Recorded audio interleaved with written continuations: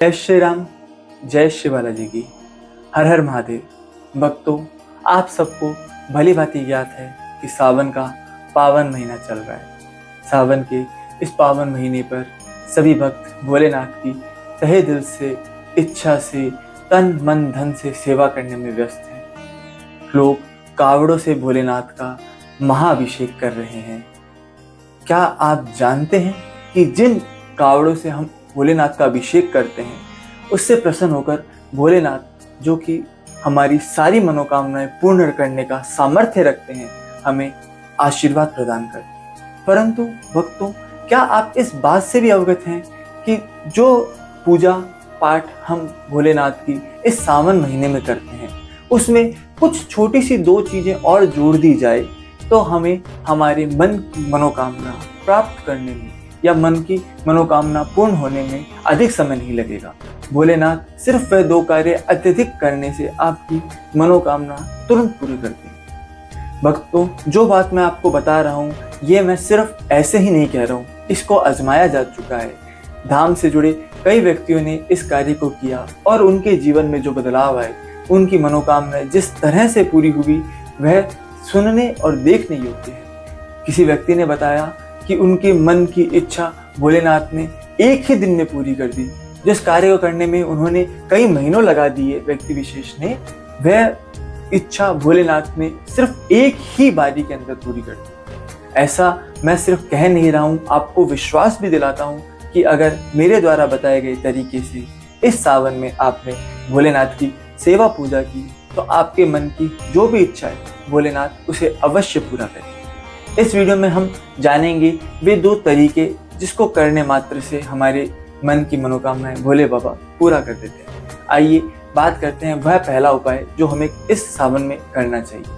भक्तों, आप और हम जिस तरीके से भोलेनाथ की सेवा पूजा करते हैं, उसके अंदर हमें सिर्फ एक दैनिक कार्यक्रम और जोड़ना है।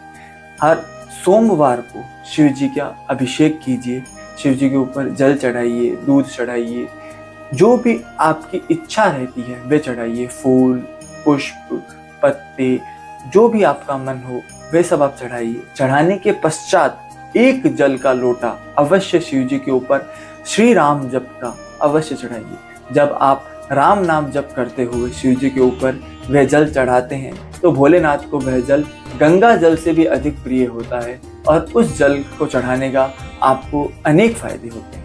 उस जल को चढ़ाने के पश्चात आप भोले बाबा की आरती कीजिए और 3 हनुमान चालीसा के पाठ भोले बाबा को अवश्य सुनाइए।